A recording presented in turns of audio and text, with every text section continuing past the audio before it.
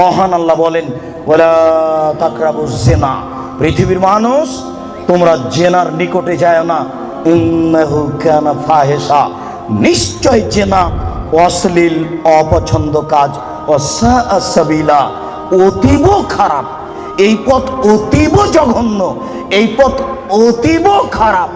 শুনুন, কোন পাপকে আল্লাহ এভাবে উল্লেখ করেননি। জেনা সিরিয়ালে 5 নম্বর পাপ।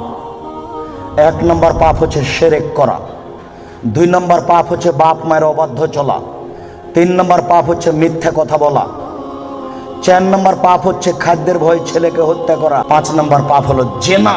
আবু যার গেফারি কেন বলছেন না বাপ মাকে গালি দিলেও জান্নাতে যাবে? এই কথা কেন বলছেন না? মাকে মারলেও জান্নাতে যাবে? এই কথা কেন বলছেন না?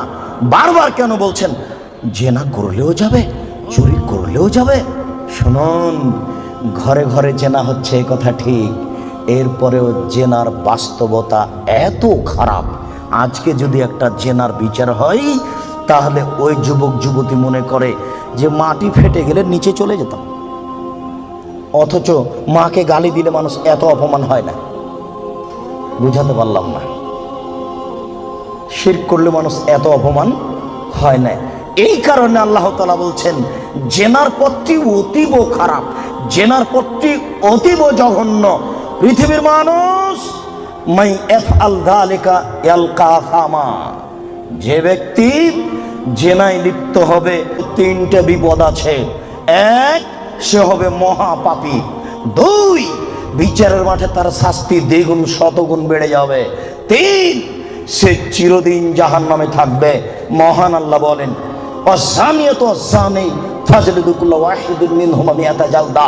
পৃথিবীর মানুষ, বিবাহ পুরুষ নারী যারা জেনায় লিপ্ত হচ্ছে তাদেরকে 100 লাঠি পিটাও। এখানে বলা হয়নি বিবাহিত না অবিবাহিত, তবে মারার সময়তে যেন তোমাকে ময়া মহব্বত ভাতৃত্বভাব না ধরে, একবারে যথাযথ পিটাও। সম্মানিত উপস্থিতি, আল্লাহ তাআলা এই পর্যন্ত এখানে বলেছেন। আমি আপনাকে জেনার আলোচনা করতে গিয়ে প্রথমে আলোচনা করছি জেনার বিপদ। জেনা করলে মানুষের উপরে বিপদ আসবে। 1, অল্প বয়সে মরণ হবে, মহামারী হবে, কলেরা হবে। 2, এমন রোগ হবে যে রোগ বংশে ছিল না, যে রোগ ডাক্তার চিনে না, যে রোগ বংশে ছিল না, যে রোগ ডাক্তার চিনে না। শোনো আব্দুর রাজ্জাক সাহেব, কথা বুঝেছি, একটু দয়া করে কোনো পথঘাট বলেন। জি, পথঘাট আছে, চিন্তা করবেন না, নিরাশার কিছু নেই। শুনুন, নিরাশার কিছু নেই। এই পাপ কার সাথে জড়িত? আল্লাহর সাথে জড়িত। আল্লাহ নবী বলেছেন, কেউ যদি জেনে শুনে 1 টাকা সুদ খায়, 36 বার জেনা করে যত পাপ হবে, 1 টাকা সুদ খেলে তার চেয়ে বেশি পাপ হবে। তিনি বলেছেন সুদের পাপের 70টি ভাগ রয়েছে। ছোট ভাগ হলো মার সাথে জেনা করলে যেমন পাপ হয়। সুদ যত বড়ই পাপ হোক না কেন, সুদের পাপ কার সাথে জড়িত? আল্লাহর সাথে জড়িত। জেনার পাপ কার সাথে জড়িত? আল্লাহর সাথে জড়িত। যুবক, তুমি নিরাশা হবে না, নিরাশার কিছু নেই। শোনো, ওই মোড়ে উঠে এইখানে রিক্সা থেকে নেমে রিক্সাওয়ালাকে বলছো, রিক্সাওয়ালা কয় টাকা ভাড়া রে? 40 টাকা। হ্যাঁ বেটা, 20 টাকা ভাড়া, 40 টাকা চাও। 1 থাপ্পড় দিয়ে 20 টাকা দিয়ে বিদায় করে দিলে। এখন এই পাপ তওবা করে ক্ষমা হবে না, মরা পর্যন্ত কাঁদলেও হবে না। এটা খুবই জটিল। জেনার পাপের চেয়ে রিক্সাওয়ালাকে একটা থাপ্পড় মারা কত যে কঠিন, আপনাকে আমি কি দিয়ে বুঝাই? এই ছেলে, তোমার বাপ দলীয় দাপটে জমি দখল করেছে, দিন রাত যদি তোমার বাপ তাহাজ্জুদ পড়ে হবে না। শফিকুল ইসলাম জাগরণী বলেছেন, লাভ হবে না কবর পাকা করে দিয়েছেন, বাপের কবর যদি স্বর্ণ দিয়ে বানান কোনো লাভ হবে না। নজরুল ইসলাম বলেছেন, মসজিদের পাশে কবর দিও ভাই। মসজিদের পাশে কেন, আপনার বাপের কবর যদি কাবা ঘরের নিচে ঢুকিয়ে দেন 1 পয়সা লাভ হবে না। শোনো, রিক্সাওয়ালাকে থাপ্পড় মেরেছেন, ক্ষমার পৃথিবীতে কোনো সুযোগ নেই। রিক্সাওয়ালাকে খুঁজে বের করতে হবে, খুঁজে বের করে হাত ধরে বলতে হবে, ও রিক্সাওয়ালা, আমি বুঝতে পারিনি গো, তোমাকে এক থপ্পড় মারা আমার ভুল হয়েছে, তুমি আমাকে মাফ করো। এই কথা বলার পূর্ব পর্যন্ত পৃথিবীতে কোথাও ক্ষমা নেই। এই ছেলেরা, তোমাকে আশ্বস্ত করছি, নিরাশা হয় না। তবে আমি তোমাকে বলেছি, এখান থেকে উঠার আগে মোবাইলে যেন আর কোনো মেয়ের নাম্বার না থাকে। এবার শোনো, তুমি যদি আজকে মোবাইলের সব নাম্বার কেটে দিতে পারো, আর তুমি যদি বলতে পারো আমি জিন্দেগিতে আর কোনোদিন কোনো মেয়ের সাথে কথা বলবো না, তাহলে তুমি যে কোনো বিপদ থেকে বেঁচে যাবে। যে কোনো বিপদ থেকে বেঁচে যাবেন এই পথ বন্ধ করতে পারলে। প্রমাণ, 3 জন লোক রাস্তায় হাঁটছিল, বৃষ্টি আসলো, পাহাড়ের গর্তে ঢুকলো, একটা বড় পাহাড়, বড় পাথর মুখের উপরে আসলো, আর তারা বের হতে পারবে না। একজন বলল, আল্লাহ, আমার বাপ মাকে ভালোবাসি, পাথরটা সরিয়ে দাও। আল্লাহ বললেন, আচ্ছা ঠিক আছে, একটু দিলাম। একজন বলল, আল্লাহ, আমি একটা লোককে কাজে নিয়েছিলাম, অর্ধেক দিন কাজ করার পরে চলে যাবে। আমি বললাম, টাকা নেও। বলছে, না, নিব না। কদিন পরে এসে বলছে, টাকা দেন। আমি বললাম, গরু ছাগল নিয়ে যাও। আমাকে বলছে, মজাক করবেন না, একদিনের টাকা দেন। আরে আমি বললাম, মজাক করিনি, তুমি গরু ছাগল নিয়ে যাও না। সব নিয়ে চলে গেল। আমি যদি তোমাকে সন্তুষ্ট করার জন্য এই কাজ করে থাকি, পাথরটা সরিয়ে দাও। আল্লাহ বললেন, আচ্ছা ঠিক আছে, আমি সরিয়ে দিলাম।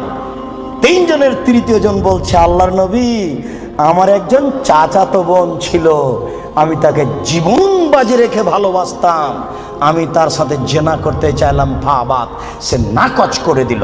আমাকে বলল, এই তুই যদি 100টা স্বর্ণের টাকা আমাকে দিতে পারিস, আমি রাজি। আমার ভেবেছিল আমি গরিব মানুষ, 100 টাকা সংগ্রহ করতে পারবো না। হাড় ভাঙা পরিশ্রম করে 100 টাকা নিয়ে উপস্থিত আমার বোনের হাতে দিলাম। আমি তার 2 পায়ের মাঝে বসলাম, আমি জেনা করব। তখন আমার বোন বলছে, আব্দাল্লাহ, হে আল্লাহর বান্দা, ইত্তাকিল্লাহ, আল্লাহকে ভয় কররে, ওরা তাত্তাহিল খাতামা, তুই আমাকে অসতী প্রমাণ করিস না। এ আল্লাহর বান্দা, তুই আল্লাহকে ভয় কররে, আমাকে অসতী করিস না।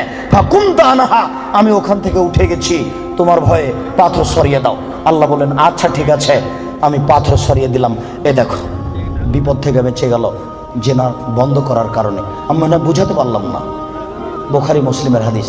2, এই ছেলে শোনো, শুধু বাঁচা নয়, আজকে থেকে তুমি যদি বলতে পারো, কোনো মেয়ে যদি তোমার সাথে জেনার গল্প করতে চাই, তাহলে তুমি মোবাইলে বলবা, এমনি আখাফুল্লাহ, আমি আল্লাহকে ভয় করি, জিন্দেগিতে আমি তোমার সাথে আর কোনোদিন কথা বলবো না, তুমি আমার সাথে কথা বলবো না।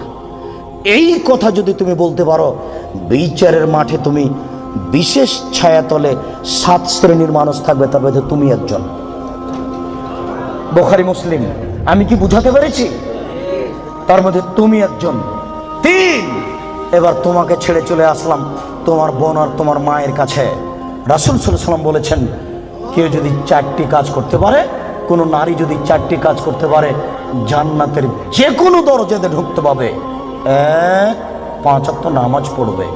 2, রমজান মাসের রোজা থাকবে। 3, স্বামীকে মেনে চলবে। 4, জেনায় লিপ্ত হবে না, জান্নাতের যে কোনো দরজাতে ঢুকতে পাবে, কোনো সমস্যা নেই। এবার সবার জন্য আল্লাহ তাআলা বলেন, পৃথিবীর মানুষ, তোমরা শুনে রাখো, আমি আল্লাহ বলছি, তোমরা যদি তোমাদের প্রবৃত্তিকে ঠেকাতে পারো, যদি বলো আর কোনোদিন জেনায় লিপ্ত হব না, তাহলে আমি আল্লাহ তোমাদের জন্য জান্নাতুল মাওয়া রেখেছি। যারা প্রবৃত্তিকে ঠেকাতে পারবে, তাদের জন্য আল্লাহ জান্নাতুল মাওয়া রেখেছেন। সম্মানিত উপস্থিতি, জেনা যত বড়ই পাপ হোক না কেন, আজকে আপনি সেখান থেকে ফিরে আসার চেষ্টা করুন, আল্লাহ আপনাকে রক্ষা করবেন ইনশাআল্লাহ।